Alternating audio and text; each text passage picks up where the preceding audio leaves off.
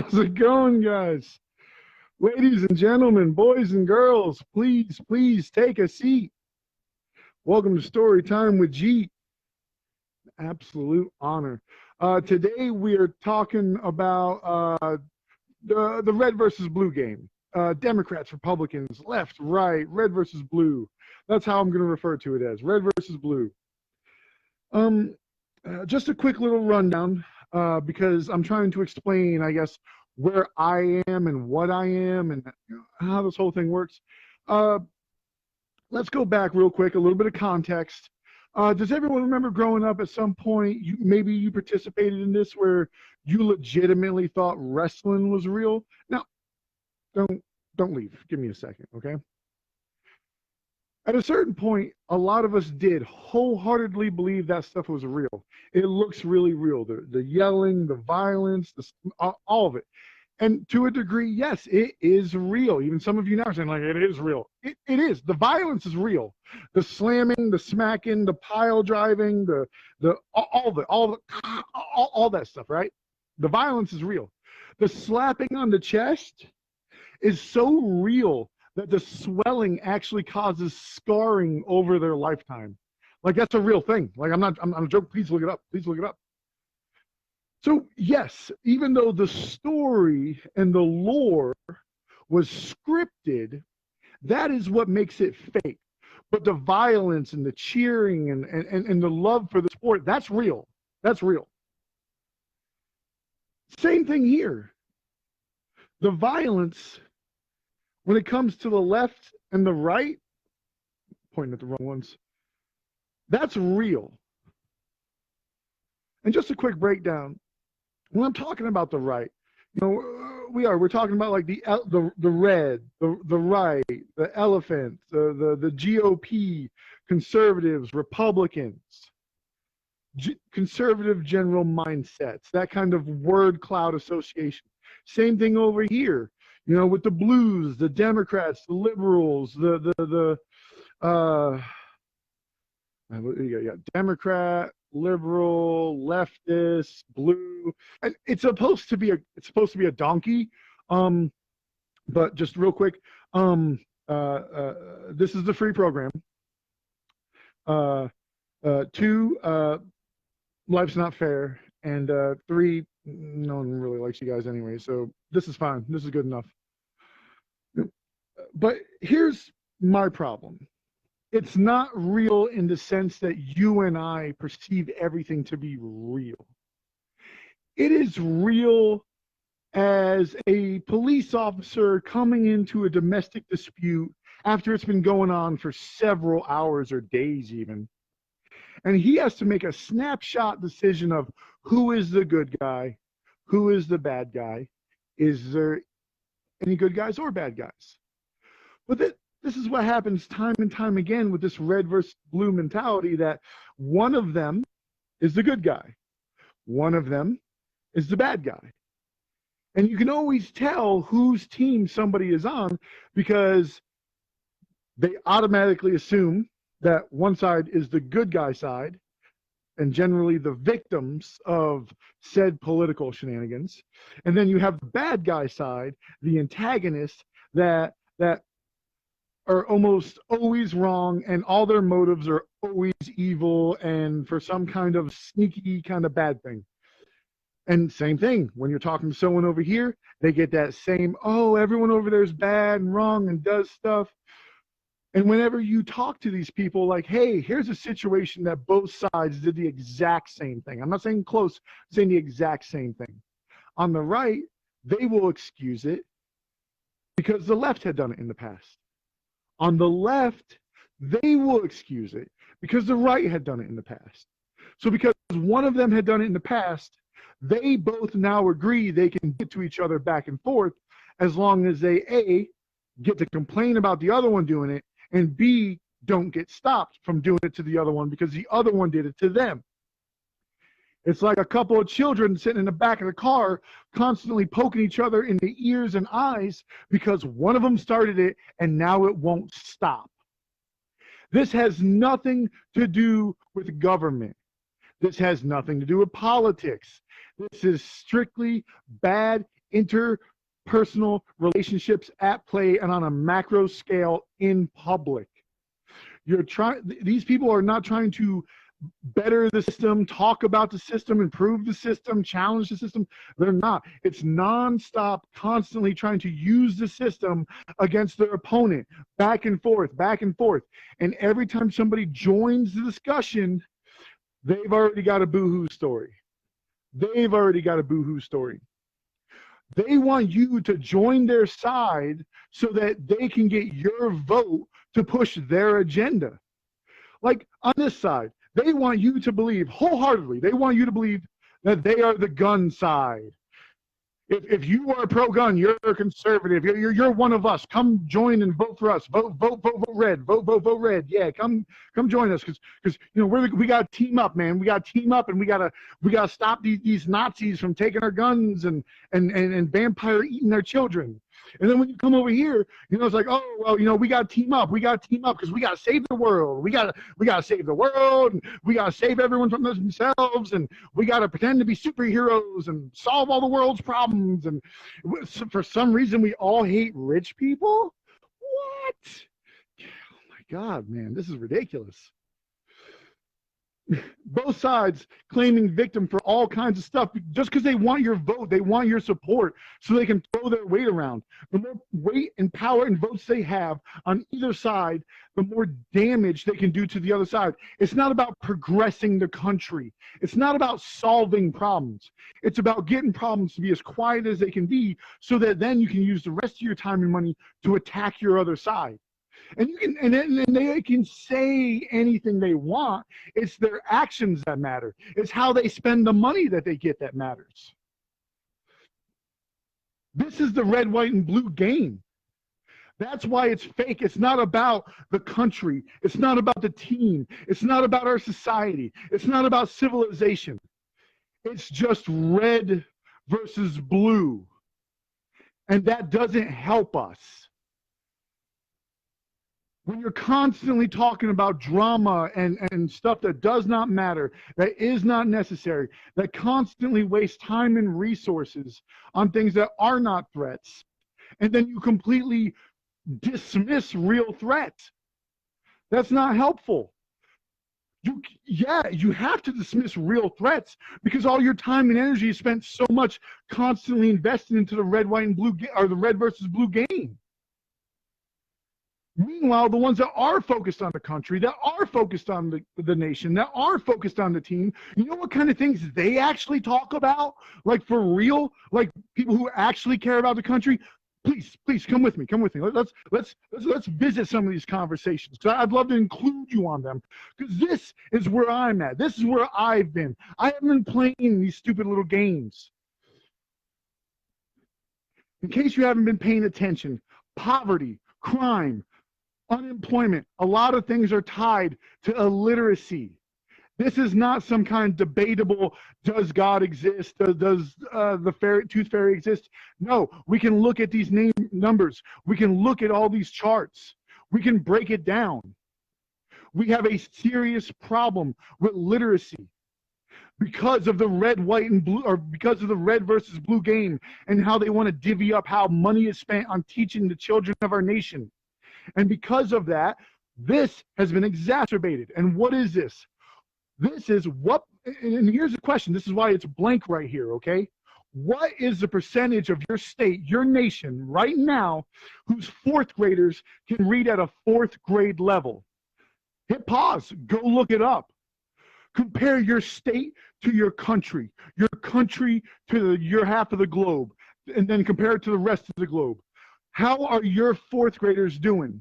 Because just so you know, that whole third grade area, there's a big plateau there that has to be overcome. That's why right immediately after that time, in about fourth grade, that's why we need to know.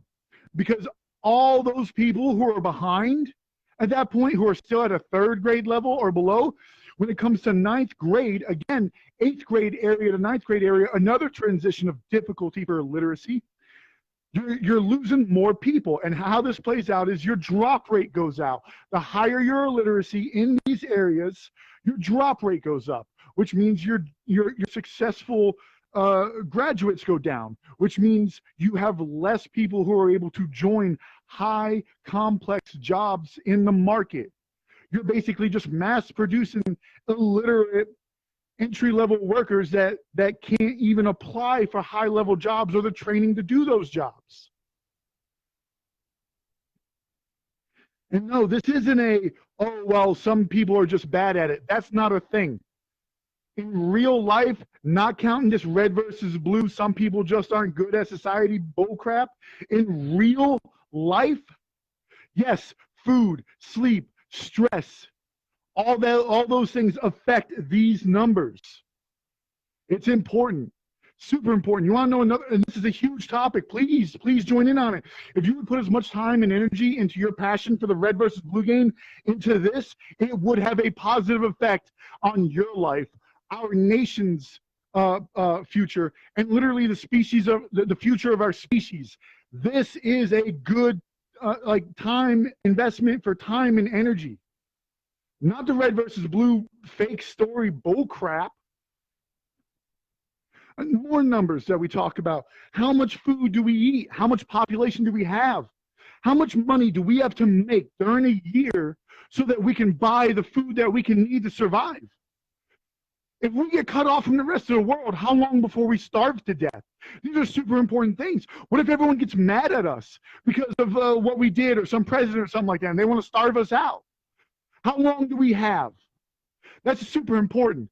And spoiler alert, for those that have already been in on this conversation, even though we only have less than 400 million people in our country in America, we make enough food to feed every single person on the planet and have extra. America produces so much food, and even though we eat more meat than any other country, and we eat more, we're fatter than any other country, considering all that, looking at all those numbers, despite that, even we eat less than half of what we make.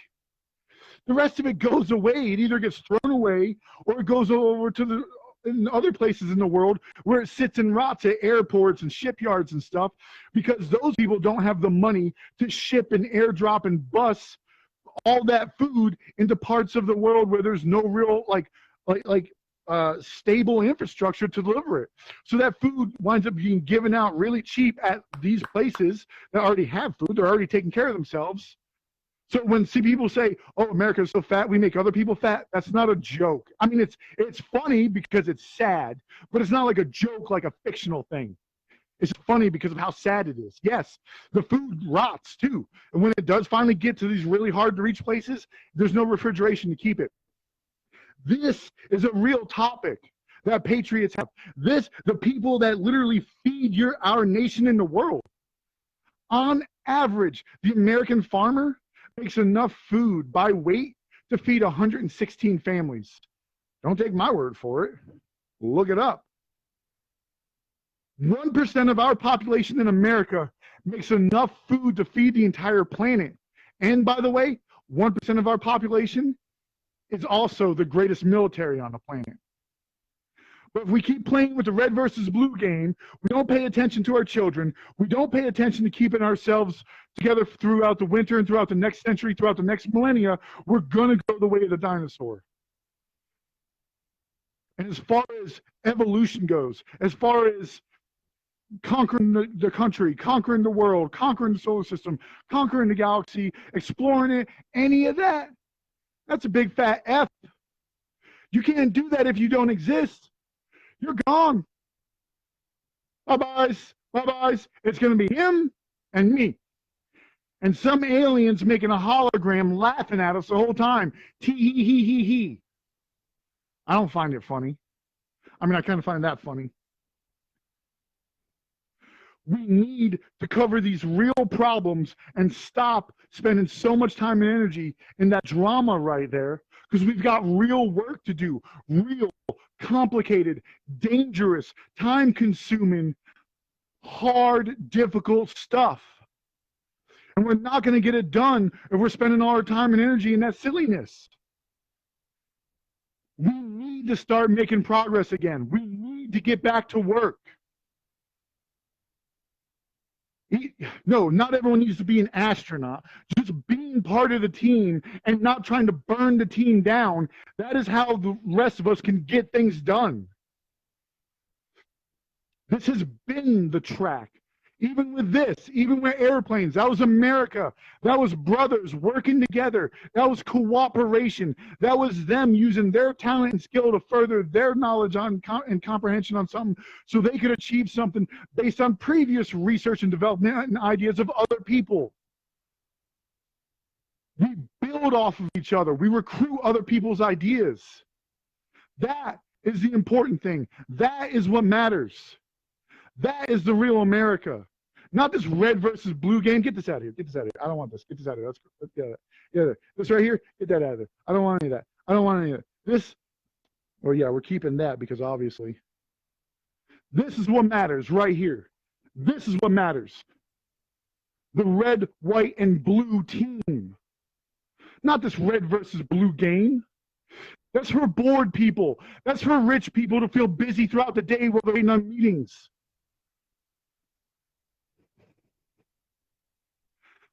If you don't understand why things keep falling apart and why things aren't working, it's because you're working in a reality that's based on a fiction. There is a way for you to enjoy the red versus blue game, keep your hands off of each other, and get back to work on the red, white, and blue team. We have stuff to do. This is why I don't get along with hardcore Democrats, liberals, leftists. This is why I don't get along with hardcore conservatives, Republicans, any of that.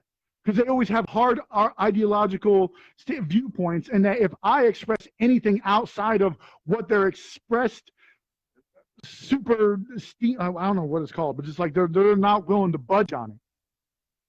And so if I say anything, all of a sudden I'm a redneck, or I'm a baby-eating libtard. The truth of the matter is I'm not on the opposite team as you. I'm not playing the same game as you. And all this criticism and, oh, he's attacking me, that's not what I'm doing. I'm asking you to explain your own comprehension on this and how it actually works. And when you get tied up in your own head trying to explain how this bullcrap is actually real, you fall apart. You get emotional. You start using all these like hateful things. When you calm down and you realize it's just a game, and yeah, the violence is real, the money's real, but the story, the good guy, bad, that's not real. That's not real. You know what is real? This is real. You know what else is real? This is real. I love all of you guys, man. I do. I care about you. I don't want anyone hurting you, and I don't want you hurting anyone else. I don't believe that violence is never necessary under any circumstance. My entire life has been trained to use my body to stop other people from committing violence on others, whether I was a child, a teenager, or a grown adult. So I don't agree with that. I don't live in a fantasy world. I've never had that luxury of having super hardcore edicts that I can't go against. Because I've always had to live in the moment because I don't know when someone's life or death, someone's life is going to depend on me not messing up.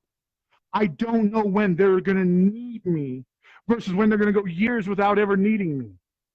I don't get the luxury of enjoying this. It doesn't make me happy, nor do I feel any sense of achievement in this. If you do, please enjoy it. Just don't hurt people. Because what's real is I do love you. I do. If it makes you feel weird, that's fine. I don't mind that. I do love you. Do you know how I know that? Because on the inside, whether I'm there or not, I don't care. I want you to be happy. I want you to be happy. I want you to be as happy as you can be while being as healthy as you can be. So no, I don't want you to load up on heroin and hookers because you're not going to last. That's not going to last. You need a happiness that's real, that's lasting, and that only comes with a sense of achievement as well. I want what's best for you. I'm not a Democrat. I'm not a Republican. I'm not a bad guy. I'm just an asshole. one that does like you and love you. All of you. Sorry if you don't like the way I play rough or the way I talk. I'm not out to get you. The reason you feel attacked is because that's your own internal alarms going off. I love you guys, man. Please be safe on the road, okay? I love you guys.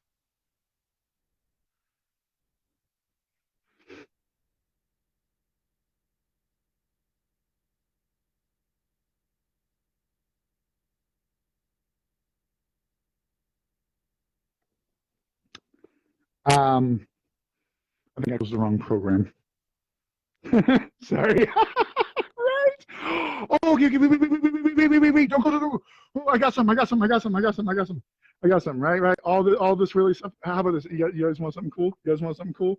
For sitting through the video, for dealing with all my eccentricities and all this silliness, I want to give you guys something. You know, it's not like it's mine to give, but I want to share something with you. Oh, oh, Velociraptor. Oh, there we go. Oh, there we go. Wait. Turkey size, right? Turkey? Is it supposed to be turkey size? That's it. You know what that? Oh, yeah, that's a good boy. I love it. All right, yeah. Hey, well, I got so much more, man. We'll play with stuff later. I'll try to do like one cool thing at the end of every video. And please be safe on the road, guys. Is he doing?